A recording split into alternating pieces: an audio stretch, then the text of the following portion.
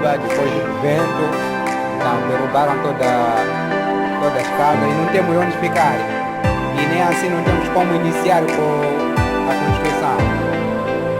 Você sabe a diferença entre um tufão, um ciclone e um furacão? Existe alguma diferença? Recentemente no continente africano, mais precisamente na porção leste, em alguns países, Moçambique, Malawi e Zimbábue, tivemos ali um ciclone, tá? Um ciclone denominado Idai. Então, hoje, no episódio Geografia na Real, nós iremos explicar para você se existe alguma diferença entre ciclone, furacão e tufão, e também em tipos de ciclone, e falaremos mais especificamente desse acontecimento na costa leste do continente africano. Eu sou o professor Marcelo e você está no Geografia na Real. Começamos esse vídeo explicando para você que não existe diferença entre um ciclone, um furacão e um tufão. A diferença está na região aonde ele se forma. Se caso essas grandes tempestades acontecerem no Atlântico e também no Pacífico, mas na porção leste do Oceano Pacífico, ele é denominado um furacão. Se ele acontecer na porção oeste do Oceano Pacífico, ele é então denominado tufão.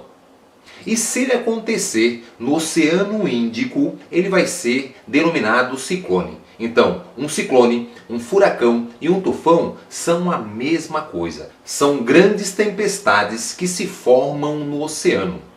Quando o oceano atinge a temperatura acima de 26 graus, quando o oceano atinge a temperatura acima de 26 graus, essa grande temperatura, esse grande aquecimento vai provocar uma grande evaporação. Nessa área de baixa pressão, essa umidade, claro, vai subir, vai resfriar e formando assim grandes tempestades.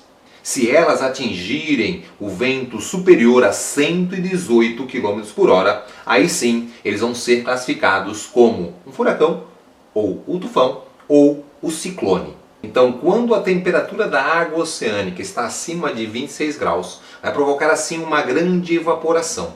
Esse calor, junto com essa umidade, vai subir e vão subindo e vão resfriando. Encontrando lá em cima o ar mais frio, forma assim uma coluna de ar espiral. Então o ar quente ele vai subindo, chegando lá, entrando em contato com o ar frio, forma essa coluna espiral, formando assim uma grande tempestade. À medida que a pressão da coluna de ar se debilita, claro que os ventos vão ganhando mais velocidade na extremidade. Então, no centro, onde é o olho do furacão, onde formou essa coluna, nós temos ali os ventos que a gente chama de zero, né? Por isso que causam grande destruição. Quando vem essa grande tempestade, a pessoa não sabe que está no meio do furacão, ela vê apenas aquela grande tempestade. Então passa a primeira parte do furacão, depois chega, por exemplo, naquele momento do olho do furacão. O olho do furacão nós temos uma calmaria. Aí as pessoas acabam saindo para a rua nessa calmaria, achando que acabou a grande tempestade, mas vem a segunda parte do furacão, ou do ciclone, ou do tufão, que causam grandes destruições. Mas é importante salientar para você que nós temos diferença entre ciclone. Você que acompanha a previsão do tempo, às vezes você recebe a informação com a chegada aí de um ciclone extratropical. Aí você associa toda aquela região do continente africano e fica muito apavorado. Existe diferença. Falei para você agora há pouco que ciclone, tufão e furacão são as mesmas coisas, são grandes tempestades com ventos altíssimos com grande poder de destruição. Claro que esses três são classificados em níveis conforme a intensidade desses ventos. O categoria 1 com ventos superiores aí a 119 até 153.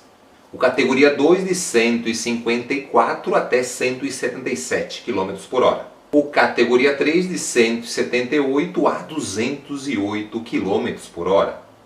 O categoria 4 com 209 até 251. E o categoria 5 com grande poder de destruição, ele é acima de 252 km por hora. Você também deve ter percebido que os furacões, os tufões, né, e esses ciclones, eles são denominados com nomes. Então, as regiões onde eles acontecem, eles vão lá, claro, sugerir nomes para os órgãos internacionais de climatologia, e a cada acontecimento eles vão pegando em ordem esses nomes. Quando ele tem um grande poder de destruição, o seu nome não se repete. Então, por exemplo, tivemos aí o Katrina, que é bem famoso, o Ivan, que é bem famoso. Então, nunca acontecerá outro com esse nome. Se ele não teve assim um grande poder de destruição, for olhar na intensidade 1, ele pode ser repetido. Porém, o que chama a atenção é que devido ao grande acontecimento, muita gente associa isso ao aquecimento global, ao aquecimento do planeta, o aumento da intensidade desses furacões, ciclones e tufões, já estão faltando nomes nessa lista. Então vamos falar um pouquinho mais para você agora sobre os ciclones e os tipos de ciclones, para você aí não confundir. O ciclone tropical se forma principalmente na região entre os trópicos. Eles sim podem ser denominados furacões também, tufões ou apenas ciclones. Então qual é a diferença entre um ciclone tropical e um ciclone extratropical? O ciclone extratropical, você tem que entender que eles estão associados diretamente às frentes frias. Já o ciclone tropical não está associado à frente fria. Você aprendeu em nossas aulas do tipo de precipitação, que a gente gravou há pouco tempo aí para você, que existe as frentes. As frentes é o choque das massas de ar. Então, quando eu tenho duas massas de ar quente, forma uma frente quente. Quando tem uma massa de ar frio na parada, na jogada, forma assim uma frente fria. Então, massa quente com massa fria, frente fria, provocando assim grandes tempestades. Aí eu pergunto a você por que os ciclones tropicais são raros de acontecer no Atlântico Sul. Porque para formar um ciclone tropical nós precisamos de 3 ingredientes. O primeiro é a alta temperatura, claro, da superfície do mar. Lembra que eu falei para você que a temperatura tem que estar superior a 26 graus. E aí, quando eu vou me distanciando do Equador, as águas vão ficando mais frias. Outro fator interessante é a relação à umidade. Então tem que ter grande umidade próximo à superfície. E o terceiro, claro, na proximidade, cerca de 5 km, um ciclone frio. Então, tendo essa combinação desses 3 elementos, nós temos assim a possibilidade da formação de um ciclone tropical. Então, esses tipos de ciclone tropicais, subtropicais e extratropicais nada mais são do que grandes tempestades. Lembre-se que é muito importante, quando eu falo de ciclone geral, a gente está denominando ele apenas aquela região do Oceano Índico, como aconteceu o Idai aí, causando grande destruição. Então agora a gente vai falar para você mais especificamente desse ciclone Idai. Então, como ele aconteceu na costa leste do continente africano, a gente corretamente vai chamar ele de ciclone. Então Idai foi a denominação dada a ele. Ele, claro, teve um potencial grande de destruição. Vamos largar agora aqui para você algumas imagens do antes e depois. E vamos falar junto aqui para você alguns dados do país, para você perceber como já era a dificuldade do país Moçambique. Então, Moçambique, ele tem ali um PIB aproximado de 27 bilhões. É um país que tem uma renda per capita muito baixa, de 1.200 dólares. A economia é mais baseada aonde, Marcelo? Nos serviços, cerca de 43%. Tá? A agricultura também tem um grande percentual, ficando com mais de 30%, e a indústria um menor percentual. 52% da população vive abaixo da linha da pobreza. Tá? Então, outro dado também interessante é que a maior parte da população ela está empregada na agricultura, 81%.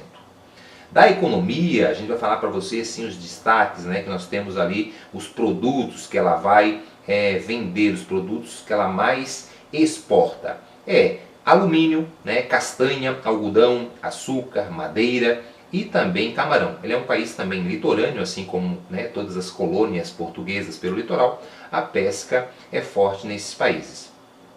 Quando eu falo de importação, ela acaba comprando combustíveis, veículos, equipamentos, máquinas, produtos alimentícios, porque ela não tem uma forte indústria alimentícia. Ela tem essa produção no modelo voltado à exportação, no modelo a gente pode denominar como plantation, beleza? Então é um país que passa por muita dificuldade.